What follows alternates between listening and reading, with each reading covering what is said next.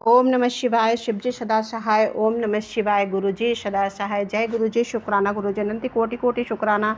संगत जी, शिव पुराण का पाठ चल रहा है। कोटि रुद्र संहिता।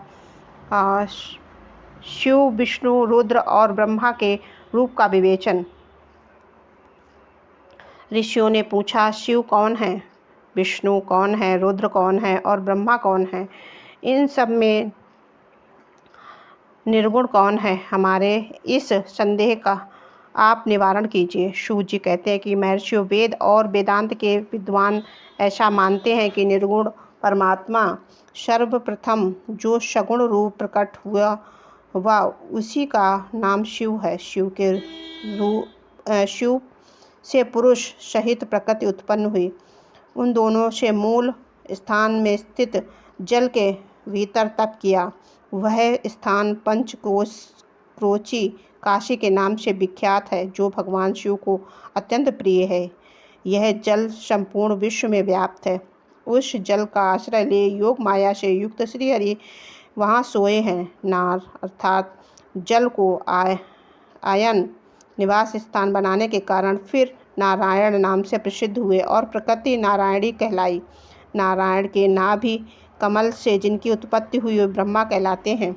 ब्रह्मा ने तपस्या करके जिनका साक्षात्कार किया उन्हें विष्णु कहा गया है। ब्रह्मा और विष्णु के विवाद को शांत करने के लिए निर्गुण शिव ने जो रूप प्रकट किया उसका नाम महादेव है। उन्होंने कहा कि मैं शंभु ब्रह्मा जी के ललाट से प्रकट हो जाऊं। इस कथन के अनुसार समस्त लोगों का अनुग्रह करने के लिए जो ब्रह्मा के ललाट से प्रकट हुए उनका नाम रुद्र हुआ। इस प्रकार रूप रहित परमात्मा सबके चिंतन का विषय बनने के लिए साकार रूप में प्रकट हुए।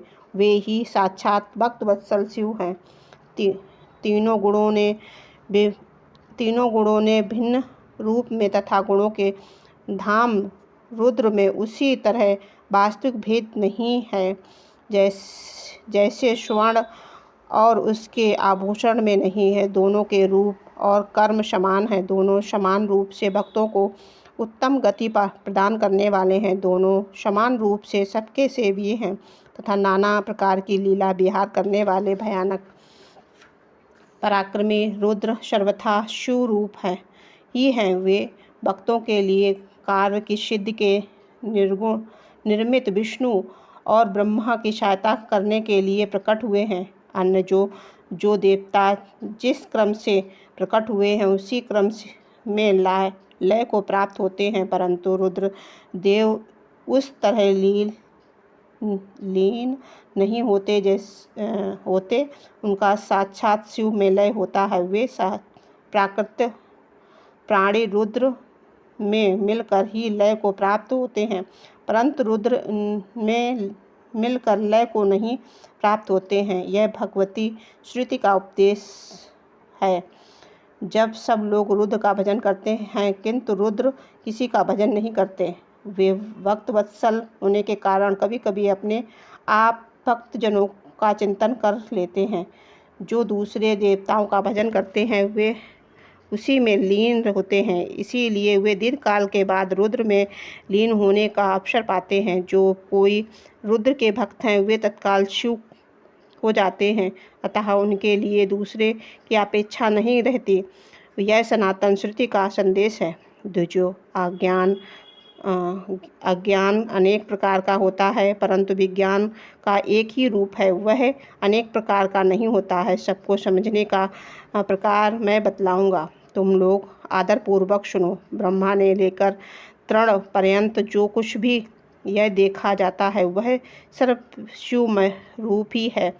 इसमें नानात्व की कल्पना मिथ्या है। सृष्टि के पूर्व भी शिव की सत्ता बताई गई है। सृष्टि के मध्य में शिव विराज रहते हैं, सृष्टि के अंत में शिव रहते हैं और जब कुछ शून्यता से परिणित हो जाता है उस समय भी शिव की सत्ता रहती है। अतः मुनिवरों, शिव को ही चतुर्गुण कहा गया है। वे ही शिव शक्ति समान होने के कारण सगुण जनाने योग्य है। इस प्रकार वे सगुण निर्गुण के भेद से दो प्रकार होते हैं। जिन शिव ने ही भगवान विष्णु को संपूर्ण सनातन भेद, अनेक वर्ण, अनेक मात्रा तथा अपना ध्यान एवं पूजन किए हैं, वे ही संपूर्ण विद्याओं के ईश्वर हैं, ऐसा सनातन श्रुति है। अतएव शुंभो को वेदों का प्रकटकर्ता तथा वेदपति कहा गया है। वे ही सब पर अनुग्रह करने वाले साक्षात शंकर हैं। कर्ता, भर्ता, हर्ता, साक्षी और निर्गुण भी वे ही हैं। दूसरों के लिए काल का मन है, परंतु काल स्वरूप रुद्र के लिए काल की कोई गणना नहीं होती, क्योंकि वे साक्षात स्वयं महाकाल हैं और महाकाली उनके आश्रित हैं। ब्राह्मण रुद्र और काली को एक से ही बताते हैं। उन दोनों ने सत्य लीला करने वाले अपनी इच्छा से ही सब कुछ प्राप्त किया है। शिव का कोई पातक नहीं है, उनका कोई पालक और संहारक भी नहीं है। वे स्वयं सबके हेतु हैं। एक होकर भी अनेकता को प्राप्त हो जा सकते हैं और अनेक होकर भी एकता को। एक ही बीज बाहर होकर वृक्ष और फल आदि के रूप में परिणित है होता हुआ पुनः बीज भाव को प्राप्त हो जाता है। इसी प्रकार शिव रूपी महेश्वर स्वयं एक से अनेक होने में हेतु हैं। यह उत्तम शिव ज्ञान तत्व बतलाया गया है। ज्ञानवान पुरुष ही इसको जानता है, दूसरा नहीं। मुनि बोले, सूत जी, आप लक्षण सहित ज्ञान का वर्णन कीजिए, जिसको जानकर मनुष्य शिव भाव को प्राप्त हो जाता है। सारा जगत शिव कैसे है, अथवा शिव ही संपूर्ण जगत कैसे है? ऋषियों का यह प्रश्न सुनकर पौराणिक शिरोमणि सूत जी ने भगवान शिव के चरण बिंदु का चिंतन करके उनसे कहा, जय गुरु जी। शुक्राना गुरु जी, आपकी बेटी से कुछ गलती हो तो उसको क्षमा करना। संगत जी, क्या है ना, थोड़ा सा अजीब सा पढ़ रहे थे तो थोड़ा सा आँखों में धुंधलापन जैसा आ रहा था। शुक्राना है गुरुपा, आपकी बेटी से कुछ गलती हो तो उसको क्षमा करना है। शुक्राना।